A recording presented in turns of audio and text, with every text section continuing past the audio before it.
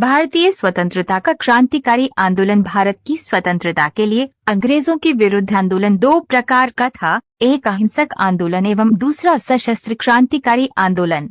भारत के आजादी के लिए 1857 से 1947 के बीच जितने भी प्रयत्न हुए, उनमें स्वतंत्रता का सपना संजोए क्रांतिकारियों और शहीदों की उपस्थिति सबसे अधिक प्रेरणादायी सिद्ध हुई। वस्तुतः भारतीय क्रांतिकारी आंदोलन भारतीय इतिहास का स्वर्ण युग है। भारत की धरती की जितनी भक्ति और मातृभावना उस युग में थी, उतनी कभी नहीं रही।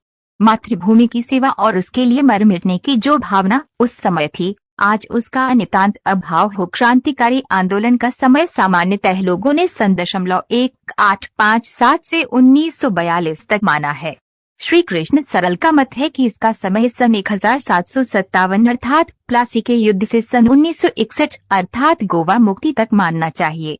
सन 1961 में गोवा मुक्ति के साथ ही भारतवर्ष पूर्ण रूप से स्वाधीन हो सका है।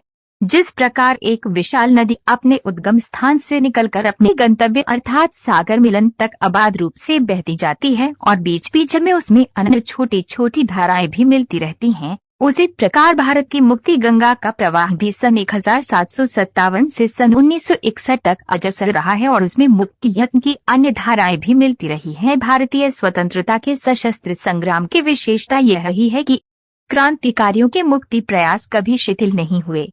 भारत की स्वतंत्रता के बाद आधुनिक नेताओं ने भारत के सशस्त्र क्रांतिकारी आंदोलन को प्रायः दबाते हुए उसे इतिहास में कम महत्व दिया गया और कई स्थानों पर उसे विकृत भी किया गया। स्वराज्य उपरांत यह सिद्ध करने की चेष्टा की गई कि हमें स्वतंत्रता केवल कांग्रेस के अहिंसात्मक आंदोलन के माध्यम से मिली है। इस नए विकृत इतिहास में स्वाधीनता के लिए प्राणोत्सर्ग करने वाले, सर्वस्व समर्पित करने वाले असंख्य क्रांतिकारियों, अमर हुतात्माओं की पूर्ण रूप से उपेक्षा की गई। प्लासी का युद्ध अंग्रेजों और बंगाल के शासक सिराजुद्दौला के बीच सन 1757 में लड़ा गया था। ये युद्ध केवल 8 घंटे चला और कुल 23 सैनिक मारे गए। युद्ध में सिराजुद्दौला की ओर से मीर जाफर ने गद्दारी की और रॉबर्ट क्लाइव ने उसका भरपूर लाभ उठाया। प्लासी विजय के पश्चात भारतवर्ष में ईस्ट इंडिया कंपनी के माध्यम से अंग्रेजी साम्राज्य की नींव पड़ गई। भारत कुछ ही दिन बाद देश का 76वां स्वतंत्रता दिवस मनाने जा रहा है। भारत जिस आजादी दिवस का जश्न मनाने की तैयारी कर रहा है, वो देश के महान क्रांतिकारियों के प्राणों की आहुति की वजह से संभव हुई है। भारत की आजादी के लिए त्याग करने वाले स्वतंत्रता सेनानियों की लिस्ट काफी लंबी है, लेकिन इस लिस्ट में खुदीराम बोस का नाम खास है। खास बात यह है कि जब खुदीराम बोस को फांसी की सजा दी गई थी, उस वक्त खुदीराम सिर्फ 18 साल के थे।